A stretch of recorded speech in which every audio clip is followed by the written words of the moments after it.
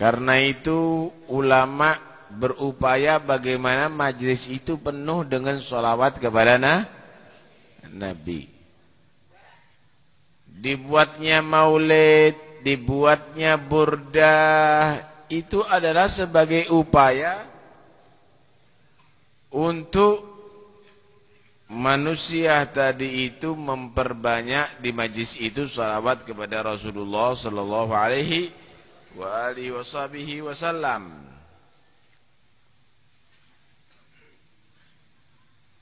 Wa bidzikrihi tatayyabatil majalis wal mahafil. Dengan menceritakan menyebut Nabi saja, apalagi dibarengi dengan sholawat kepada Nabi, maka majlis itu akan menjadi baik, menjadi positif, bagus, tentrem, tenang. Perkumpulan-perkumpulan itu akan menjadi bagus. Kenapa? Karena terisi dengan sholawat dan salam kepada Nabi Muhammad sallallahu alaihi wa alihi wasallam. Bukan hanya ada di atas dunia menjadi penghias Rasulullah sallallahu alaihi wasallam, tapi nanti di hari kiamat akan menghiasi orang yang bersholawat dengan Allah tampakkan cahaya. Di hari kiamat cahaya itu bukan karena untuk keterangan dohir, Pak. Tapi cahaya itu adalah satu bukti tanda keselamatan manusia nanti di hari kiamat.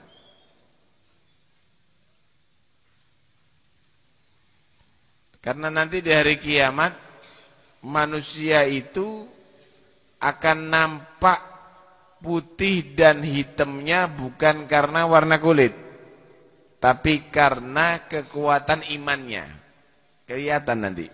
Kalau imannya kuat, mencorot cahaya. Tapi kalau imannya nggak kuat, padam itu semuanya kelihatan gelap, kelihatan hitam. Jadi Bilal bin Rabah yang hitam itu berubah nanti di hari kiamat menjadi terang benderang karena imannya kuat. Yang putih-putih bintang film itu nanti yang mati kafir itu akan berubah menjadi hitam. Yauma tabyaddu wujuhun wa taswaddu wujuh. Hari itu wajah ada yang putih, ada yang menjadi hitam. Tapi menentukan itu warna. Kalau di atas dunia enggak ada la fadla di Arabi wala ajami wala aswad wala abyad ala aswad, enggak ada keunggulan antara Arab dan Ajam di atas dunia ini, enggak ada. Enggak ada keunggulan antara yang putih di atas yang hitam di atas dunia, enggak ada, illa bittaqwa, kecuali karena dihitung takwanya kepada Allah. Tapi nanti di hari kiamat ada. Karena ukurannya bukan karena warna kulit. Manusia putih dan hitamnya itu diukur karena iman. Fa ammal ladzina byaddat wujuhum fa fi rahmatillahi hum fiha khalidun. Adapun orang yang warnanya, wajahnya putih terang benderang, maka mereka tinggal di rahmat Allah, bersemayam di rahmat Allah selama-lamanya. Artinya masuk dalam surga Allah selama-lamanya. Wa ammal ladzina byaddat wujuh wa ammal ladzina aswaddat wujuhum akafartum ba'da imanikum fadzugul adzaba bima kuntum takfurun. Adapun orang yang wajahnya hitam, maka akan dipertanyakan, apakah kamu akan mengkafiri terhadap Allah setelah kamu mengetahui keimanan? Kamu itu tahu Quran kalamnya Allah, lah kok kamu ngelanggar? Kamu tahu Nabi itu adalah diutus oleh Allah, lah kok kamu enggak ikuti? Akafartum ba'da imanikum, apakah kamu akan menjadi kafir setelah kamu mengenal iman? Fadukul adab, kalau begitu rasakan adab Allah bima kuntum takfurun, karena sebab apa yang kamu kafiri tadi itu. Karena itu berusahalah untuk menjadi orang yang terang nanti di hari kiamat. Terangnya manusia di hari kiamat adalah dihitung karena kekuatan iman. Termasuk tanda kekuatan iman adalah bersolawat kepada Nabi SAW. Fa inna salatakum alayya nurun lakum yaumal qiyamah. Karena sesungguhnya bersolawatnya kamu kepadaku akan menjadi cahaya bagi kamu nanti di hari kiamat. Allah Subhanahu wa taala berfirman, "Innallaha wa malaikatahu yusalluna 'alan nabi. Ya ayyuhalladzina amanu sallu 'alaihi wa sallimu taslima." Sesungguhnya Allah dan para malaikat Allah bersolawat kepada Nabi. Coba kamu camkan baik-baik firman ini. Sebelum Allah memerintahkan kita, makhluknya, untuk bersolawat kepada Nabi, Allah sudah memberikan solawatnya kepada Nabi. Padahal Nabi belum diwujudkan di atas dunia. Allah sudah mengaturkan solawatnya kepada Nabi. Tentunya solawatnya Allah bukan seperti solawatnya makhluk. Solawatnya Allah itu rahmatuhu al-magrunah bitta'zim lahu sallallahu alaihi wasallam. Berupa rahmat khusus, rahmat pengagungan Allah kepada Nabi. Ada rahmat umum, Mbak. Rahmat umum semuanya dapat. Manusia mukmin tak kafir dapat rahmat umum. Mereka juga dikasih hidup. Jantungnya juga digerakkan oleh Allah, rahmat umum itu. Binatang manusia juga dapat rahmat, cacing dapat rahmatnya Allah. Tapi rahmat yang berupa salawat tadi itu kepada Nabi, itu rahmat khusus, yaitu Allah memberikan pengagungan dan penghormatan kepada Nabi. Kalau sampean hormat sama presiden, itu wajar, karena pemimpin Anda. Tapi kalau presiden hormat kepada Anda, itu luar biasa. Kenapa? Karena pemimpin menghormati Anda. Kalau makhluk hormat kepada Allah, mengagungkan kepada Allah, itu wajib hukumnya. Tapi kalau Allah yang menghormati dan mengagungkan makhluknya, itu luar biasa. Itulah yang selalu diberikan kepada Nabi Muhammad SAW. Sebelum Allah mewujudkan Nabi, Allah sudah memberikan salawatnya, pengagungan dan penghormatan kepada Nabi Muhammad SAW. Sekalipun makhluknya. Luar biasa. Wa malaikatahu, para malaikat Allah bersalawat kepada Nabi. Artinya para malaikat Allah itu selalu memohonkan kepada Allah untuk Nabi mendapatkan ampunan. Yang dimaksud ampunan, tambahan derajat. Orang itu jangan berkata atau diidentikan istighfar atau mohon ampun itu adalah karena kesalahan. Belum tentu. Tambah pangkat itu juga istighfar. Contoh, ada orang sholat pakai celana dan kaos tanpa kopiah. Sholat dia Allahu Akbar sendiri. Bagus enggak? Bagus sholat. Itu bukan perbuatan dosa. Kemudian dia meningkatkan. Dia pakai sarung, pakai takwoh, tak pakai peci. Dia bandingkan sholatnya tadi itu yang asalnya pakai celana sama kaos dengan sholat yang kedua. Dia akan menilai, astagfirullahaladzim, kenapa aku sholat begitu ya, pakai celana, pakai kaos aja. Sholatnya diistighfarin. Bukan karena perbuatan salah, tapi karena dia naik pangkat lebih sempurna. Salat yang ketiga, dia tingkatkan lagi pakai gamis, pakai peci, pakai serban, pakai siwak. Dia berpikir, ya Allah, padahal dengan bersiwak aja 1 rakaat itu lebih utama, 2 rakaat lebih utama daripada 70 rakaat. Astagfirullahaladzim, kenapa enggak aku lakukan dengan diawali dengan pakai siwak sholatku? Diistighfari sholat yang kedua. Kenapa sholat yang ketiga lebih sempurna? Sholat yang keempat berjamaah. Dibandingkan dengan sholat sendiri. Ya Allah, sholat sendiri juga sama jumlahnya rakaatnya. Duhur sama-sama 4 rakaat. Bacaannya juga sama, lamanya sama. Cuma kalau berjamaah 27 derajat, kalau sendiri 1 derajat. Kok bodoh bener anah kok sholatnya sendiri selama ini. Diistighfarin. Astagfirullah. Naik pangkat lagi. Sholatnya asalnya berjamaah di rumah. Dia berubah berjamaah ada di masjid. Kenapa aku enggak ke masjid? Padahal ada di masjid pahalanya besar. Setiap langkah 1 derajat diampuni 1 dosa. Ditulis 1 pahala. Berapa langkah yang aku lakukan? Belum lagi iktikafnya. Belum lagi keutamaan berjamaahnya. Astaghfirullahaladzim. Diistighfari lagi. Asalnya di soft terakhir. Dia sholat ada di soft pertama. Diistighfari lagi.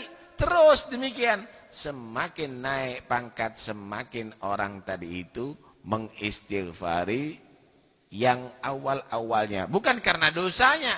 Begitulah Rasulullah SAW dimohonkan ampun oleh malaikat kepada Allah. Bukan karena banyak dosanya, tapi karena dimohonkan untuk setiap saatnya diangkat derajatnya.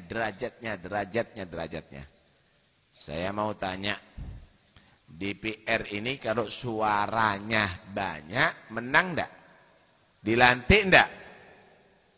Jumlahnya malaikat itu jauh lebih banyak daripada manusia dan binatang.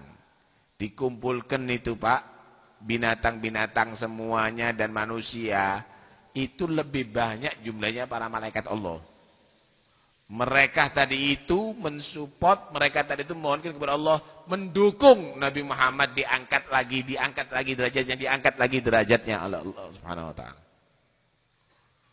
Allah mengaturkan sholawatnya, malaikat bersolawat kepada Nabi, baru kita ini manusia yang diciptakan oleh Allah semenjak Nabi Adam diperintahkan, ya ayyuhalladzina amanu sallu alaihi wa sallimu. Hei orang yang beriman, bersolawatlah kepada Nabi dan bersalamlah dengan sebaik-baik salam. Allah tidak katakan, hei manusia, solawatlah kepada Nabi. Nggak mungkin orang yang tidak beriman bersolawat kepada Nabi. Nggak mungkin. Mereka nggak percaya, menuduh Nabi itu mengada-ngada, menuduh Nabi Muhammad SAW itu adalah Nabi palsu. Karena itu nggak mungkin kalau non muslim itu bersolawat kepada Nabi. Kalaupun itu bersolawat, gai koro. Mereka tidak percaya kok. Ya ayyuhalladzina amanu, wahai orang yang beriman, solawat dan salawatlah kepada Nabi. Karena itu khitabnya khusus, perintahnya khusus orang beriman. Kenapa? Yang cinta dan salawat kepada Nabi itu adalah orang yang beriman. Semakin mantap imannya, semakin gemar dan senang bersolawat dan salam kepada Nabi Muhammad sallallahu alaihi wasallam. Ya ayyuhalladzina amanu sallu alaihi sallim. Karena itu nanti akan menjadi cahaya nanti di hari kiamat. Karena solawat dan salam itu munculnya adalah dari kekuatan iman. Hah? Kalau sampean sholawat ini Pak, yang untung bukan Nabi. Seandainya manusia ini nggak ada yang sholawat kepada Nabi, cukup mendapatkan sholawatnya malaikat. Seandainya malaikat nggak sholat kepada Nabi, cukup karena Allah sudah memberikan sholawatnya kepada beliau sallallahu alaihi wasallam. Satu sholawatan dari kita. Satu sholawatan dari kita. Ruwet tak solawat itu? Tidak ruwet. Suwian ngerokok sampean. Tidak ruwet. Satu solawatan itu tidak ruwet. Allahumma sholli ala sayyidina Muhammad wa ala sayyidina Muhammad. Satu solawatan itu. Satu solawatan kita dinilai oleh Allah besar. Akan dibalas 10 solawat Allah. Tahu solawatnya Allah? Rahmat khusus dari Allah. Satu solawat kita. Seandainya. Satu solawat kita dinilai 1.000 rupiah. 10 solawat berapa? 10.000. 100 solawat berarti? Berapa? 100 selawat 1 juta. Kan begitu. 100.000. Iya, 100.000. Kemudian kalau 1.000 selawat 1 juta. Seandainya ada orang yang membayar kamu, ayo yang selawat kepada Nabi 1 kali tak kasih 1.000, insya Allah sampai netek bendino. 1.000 selawatan. Kenapa? Karena duit 1 juta.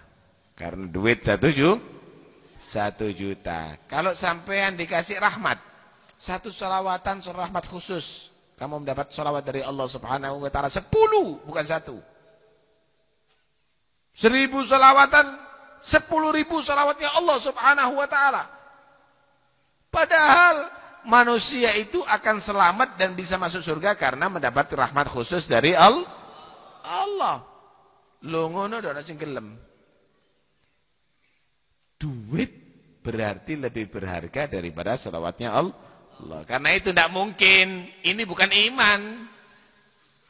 Ini bukan orang yang beriman. Enggak tertarik dengan selawatnya Allah Subhanahu wa taala. Malas dia, enggak mungkin akan bersolawat. Karena itu yang mau solawat itu adalah bukan orang yang cinta dunia, tapi orang yang berharap rahmat Allah. Ya ayyuhalladzina amanu, orang beriman nih. Ini yang pantas menaikkan rahmat Allah. Banyaklah salawat dan salam kepada Nabi sallallahu alaihi wasallam. Ya, dalam hadis beliau bersabda, "Man shalla alayya marratan sallallahu alaihi biha asyra." Siapa orang yang bersalawat kepada aku, maka orang tadi itu maka Allah akan membalas 10 salawat darinya. 1 kali salawat kepada Nabi akan mendapatkan 10 salawat dari Allah Subhanahu wa taala. Kira-kira kalau sampean diajari sama bapak dengan perbuatan yang manfaat, sampean senang enggak? Syukur enggak? Tidak bisa balas saya sama bapak ibu saya. Kenapa? Loh, saya dipiara, saya diajarin. Kalau sama guru, waduh, nggak bisa balas saya sama guru-guru saya. Kenapa? Saya dulu nggak ngerti matematika sampai iso ngitung. Saya dulu nggak ngerti baca sampai bisa baca. Guru saya hebat, telaten sama saya. Kamu akan menghargai dia. Bayar, mau saya. Ngasih hadiah, siap saya. Kenapa? Lewong saya jadi pintar dan sukses gara-gara mereka. Kan begitu, Pak. Kira-kira ada yang lebih perhatian daripada Nabi. Sampai jadi orang beriman karena siapa?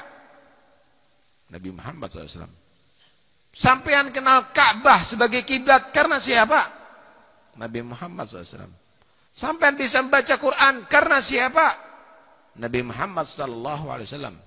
Sampean menjadi orang Islam karena siapa? Nabi Muhammad. Kenal dengan Allah karena siapa? Nabi Muhammad. Nabi Muhammad. Nabi Muhammad. Semuanya Nabi Muhammad. Kemudian sampean apa yang Anda berikan kepada Nabi? Kalau sampean kasih dunia, Nabi gak senang dunia. Sampean kasih duit, Nabi gak butuh duit. Kira-kira apa yang pantas diberikan kepada Nabi? Sampean cuma diajak, ayo sholawat kepada aku, kata Nabi. Sholawat di majlis-majlis, sholawat kepada aku. Di waktu-waktu kamu sholawat kepada aku. Karena sholawat kamu itu akan menjadi cahaya lo bagi kamu nanti di hari kiamat. Ngono dah sholawat sih an. Malah kadang-kadang majelis sholawat kepada Nabi diwalah sesat masuk neraka. Inilah orang yang medit, Pak. Ndak kalong duwi, ndak kalong tenaga, ndak kalong waktu nih untuk bersolawat kepada Nabi, tapi malas bersolawat kepada Nabi Sallallahu Alaihi Wasallam. Nyebut Nabi ndak mau, apalagi solawat. Dengar suaranya Nabi, meneng cangkemi. Tidak mengaturkan solawat dan salam kepada Nabi. Inilah orang yang medit al-bakhilu. Man dzukirtu indahu falam yusalli alaihi. Orang yang kikir, orang yang medit itu adalah orang yang jika disebut namaku, sejarahku, dia tidak mengaturkan sholawat dan salam kepada aku. Allah. Sholawat Pak yang banyak ya, biar marem hatinya. Biar marem hatinya. Orang yang sholawat itu dicintai oleh Allah dan dicintai oleh Rasulullah Sallallahu Alaihi Wasallam. Panjang ini kalau kita terangkan tentang keutamaan sholawatnya kepada Nabi Sallallahu Alaihi Wasallam. Yang jelas orang yang sholawat kepada Nabi itu dapat perhatian khusus dari Rasulullah. Diceritakan ada satu orang soleh. Ketika dia haji, dia tadi ini kok ditakdir sama Allah bareng dengan satu orang yang aneh. Tawaf ada di sampingnya dia, yang dibaca sholawat di tawaf itu. Sa'i bareng lagi, yang dibaca sholawat aja. Ada di Arafah, begitu juga sholawat. Solawat. Akhirnya tidak kuat ini orang. Pak, tidak ada dzikir maning dah. Memangnya tidak punya dzikir yang lainnya. Kok solawat siang malam di Mekah, di Arafah, di Mina, di mana-mana kamu solawat. Kenapa sih? Pak, saya ada kejadian, Pak. Saya tidak berhenti solawat ini karena ada satu kejadian yang terbukti pada saya. Kejadian apa? Saya itu dulu pernah haji sama bapak saya.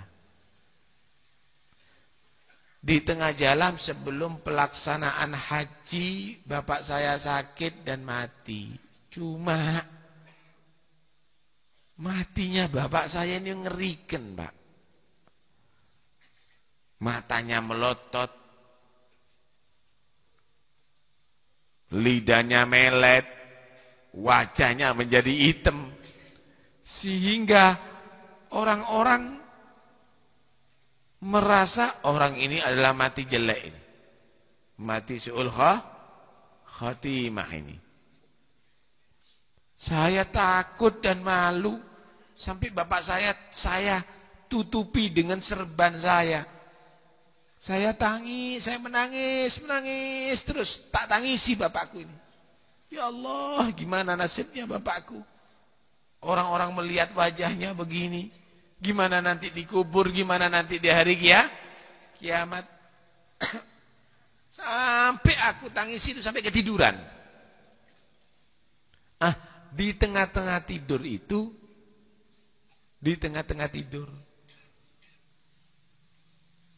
saya bermimpi saat itu aku didatangi Nabi. Aku didatangi seorang yang wajahnya tampan, putih, wangi, bersih. Kemudian orang itu menghampiri bapak saya, dibuka serbannya. Kemudian ditiup dan diusap, bapak saya berubah menjadi putih dan terang benderang, wajahnya yang serem menjadi berseri-seri. Aku pegang orang itu, aku terima kasih dan menangis bersimpuh kepada dia. Terima kasih, kamu telah menolong bapak saya. Siapa saya? Siapa Anda yang baik hati ini? Yang datang tanpa kami undang tapi menolong bapak saya. Siapa Anda? Maka dia menjawab, aku Muhammad Rasulullah. Bapakmu adalah orang yang gemar dan senang sholawat dan salam kepada aku.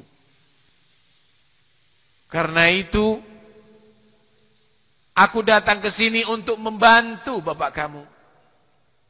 Dan ketahuilah siapa orang yang senang dan salam kepada aku akan bantu di masa hidupnya, ada di wafatnya, di kuburnya, dan sampai di hari kiamat. Bangun dari tidur, dilihat bapaknya berubah beneran. Sama bentuknya seperti dalam mimpinya, berseri-seri, terang, benderang, dan bagus.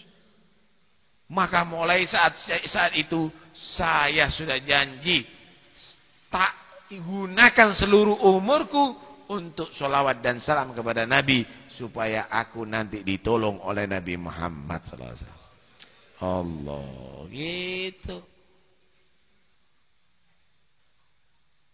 Dalam hadis beliau juga bersabda, agrabukum minni manzilan yaumal qiyamah aktsarukum alayya salatan. Yang paling dekat dengan aku nanti di hari kiamat, bukan yang paling ganteng, bukan yang paling lama jadi pejabat, bukan yang paling tinggi jabatannya, bukan yang paling berpengaruh, bukan yang banyak muridnya, yang paling banyak bersolawat dan salam kepada aku, kata Nabi. Sampai kalau menjadi orang yang paling dekat dengan presiden, bangga enggak? Bangga, walaupun presidennya belum tentu masuk surga. Kalau sudah menjadi orang dekatnya raja, senangnya setengah mati. Di dunia, sampai akan menjadi orang yang paling dekat dengan Nabi, ada di hari kiamat. Manusia yang paling dekat dengan Nabi yang paling selamat, Pak. Yang paling beruntung. Karena derajat yang paling tinggi adalah derajatnya Nabi Muhammad SAW. Dengan apa bisa menjadi orang yang paling dekat dengan Nabi? Gampang kok. Yang banyak sholawat dan salam kepada Nabi SAW. Ojo grendele ditetek kai.